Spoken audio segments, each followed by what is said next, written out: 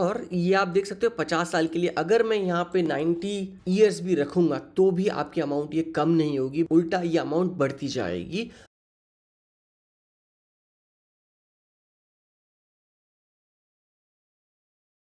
इस वाली वीडियो में हम ये देखेंगे कि अगर आपकी एक स्पेसिफिक अमाउंट जो लमसम अमाउंट है, अगर आप कोई भी एक म्यूचुअल फंड में रखोगे, उसके बाद आप मंथली एक स्पेसिफिक अमाउंट उसमें से निकालते जाओगे, तब भी जाके एक स्पेसिफिक ईयर्स के बाद आपकी अमाउंट जो लमसम है वो वैसी की वैसी ही रहेगी।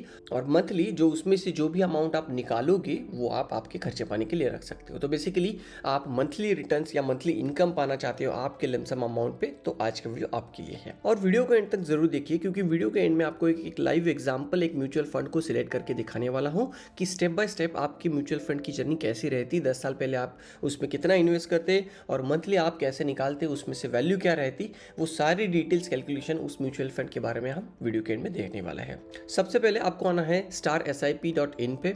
यहाँ पे आने के बाद आपको जाना है म्यूचुअल फंड कैलकुलेटर पे। यहाँ पे आने के बाद आपको जाना है SWP पेंशन पे। जैसे आप यहाँ पे आओगे आपको एक इनिशियल इन्वेस्टमेंट यहाँ पे एंटर करनी है। तो फिलहाल के लिए मैं इन्वेस्ट करूँगा 10 लाख रुपीज़। जैसे कि मेरे पास 10 लाख रुपीज़ है, मैंने एक म्यूचुअल फंड में इन्वेस्ट कर दिए और मंथली जो है, मंथली मैं वही 10 लाख का 1% अमाउंट यानी 10,000 में मंथली वहाँ से विड्रॉ करूँगा। यानी मैं 10 लाख रुपीज़ वहाँ पे म्यूचुअल फंड में डाल दिए और उसी में से 10,000 रुपीज़ मैंने एग्जैक्टली हर मंथ में निकालूंगा। वो कितने साल के लिए? 15 साल के लिए। उसके बाद जो भी हमारा रिटर्न रहेगा वो मैं 12% पकड़ रहा हूँ, क्योंकि इंडेक्स फंड्स में आपको नियर अबाउट 12% रिटर्न इजीली मिल जाएंगे। तो उसके बाद मैं सबमिट पे क्लिक करूंगा। सबमिट पे क्लिक करने के बाद यहाँ पे आपको दिख जाएगा टोटल पेशेंट विड्रॉ, यानी 18 लाख रुपए आपने यहाँ से ऑलरेडी निकाल दिए। तो मंथली 10,000 आपने निकालते रहे हो आप 15 साल के लिए। उसके बाद आपके टोटल जो निकाली हुई अमाउंट रहेगी वो 18 लाख रहेगी। फिर भी आपकी म्यूचुअल फंड में 9,50,000 रुपए वहाँ पे अवेलेबल रहेंगे, यानी टोटल 27 लाख रुपीस आपके हाथ में रहेंगे 15 साल के बाद। अगर मैं यहाँ पे उसको 25 साल कर रहा हूँ और 12% रिटर्न से अगर मैं वेट कर रहा हूँ, तो मैंने तो टोटल निकाल दी इसमें से 30 लाख रुपए, यानी आप समझ रहे हो, यानी 10 लाख रुपए आपने इन्वेस्ट किए थे और उसमें से 30 लाख रुपए आपने निकाल दिए है। फिर भी यहाँ पे आपके फंड की वैल्यू रहेगी 8 लाख रुपए।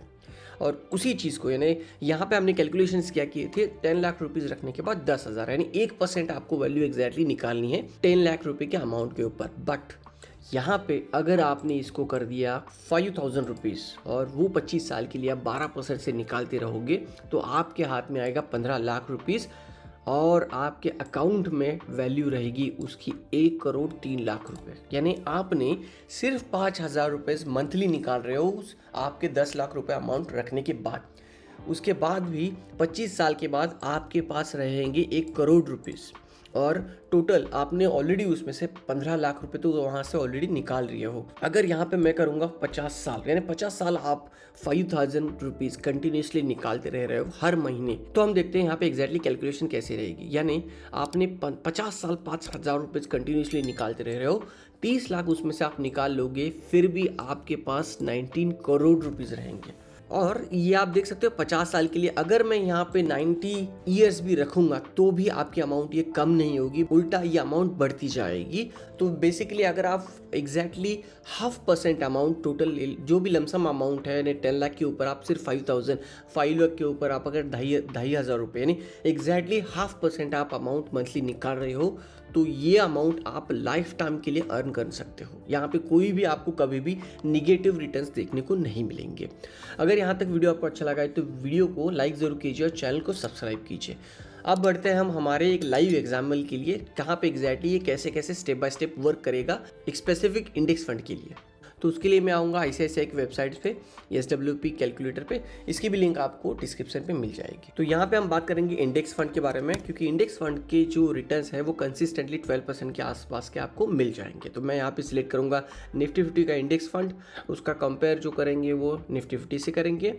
उसका स्टार्ट ईयर था 2013, तो मैं 13 सिलेक्ट करूंगा। उसके बाद मैं जनवरी सिलेक्ट करूंगा और हम देखेंगे 2023 यानी 10 साल में अगर हम इस फंड में हम लमसम अमाउंट रखते तो उसकी वैल्यू क्या होती। तो उसके बाद मैं जनवरी सिलेक्ट करूंगा 2023 की। हमारा जो विड्रॉ होगा वो मंथली होगा और वैल्यू ऑफ इन्वेस्टमेंट यानी इन्वेस्टमेंट की वैल्यू जो रहेगी मैं जनवरी तक सिलेक्ट करूँगा 2023 के। तो 10 साल का एक पीरियड हम पकड़ेंगे यहाँ पे। तो इनिशियल इन्वेस्टमेंट हम 10 लाख की पकड़ेंगे, जो विड्रॉ होगी यानी जो हम आप अमाउंट निकालोगे वो 10,000 पकड़ेंगे। 10 लाख के एग्जैक्टली 1% जो कि 10,000 होती है। मैं सबमिट पे क्लिक करूंगा। सबमिट पे क्लिक करने के बाद आपको यहाँ पे कुछ प्लस आइकॉन पे क्लिक करना पड़ेगा। उसके बाद आपको यहाँ पे सारी डिटेल्स दिख जाएंगी, जैसे कि 1 जन को रखी थी अमाउंट 2013 को और 1 जन 2023 को उसकी वैल्यू क्या होगी हम ये देखेंगे। तो टोटल इन्वेस्टमेंट 10 लाख थी।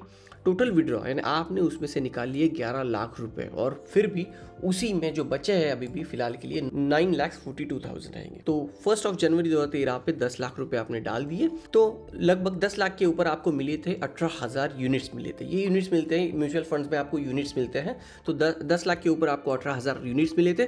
तो फरवरी में 10,000 वैल्यू के कुछ यूनिट्स वहां से बेचे जाएंगे और उसके बाद आपके यूनिट्स जो है उतने यहाँ पे इतने बचेंगे और उसकी जो वैल्यू रहेगी यानी 9,98,000 के आसपास उसकी वैल्यू रहेगी और जो NAV उसकी होगी वो ये रहेगी। यहाँ पे आप देख सकते हो 2014 में जनवरी में आप देख सकते हो 9,46,000 आपके अकाउंट में फिर भी वहाँ पे अवेलेबल है और वहाँ 10 लाख करके ऑलमोस्ट आपने 1,20,000 के आसपास ऑलरेडी उसमें से अमाउंट वहाँ से निकाल दी है। तो ये लाइव कैलकुलेशन आप देख सकते हो यहाँ पे किस तरीके से चला था, कौन सी ईयर में डिप आया था, कौन सी ईयर में मार्केट हाई पे था, उस टाइम पे वैल्यू क्या थी, ये सारी चीज़ आप यहाँ पे चेक कर सकते हो। एक इंटरेस्टिंग बात बताना चाहूँगा, 2020 में जो कि मार्केट क्रैश हुआ था, उस क्रैश में एग्जैक्टली आपकी वैल्यू क्या थी। यहाँ पे आता हूँ मैं अप्रैल 2020 में, यहाँ पे आप देख सकते हो आपकी इन्वेस्टमेंट की वैल्यू सिर्फ 6 लाख बची थी।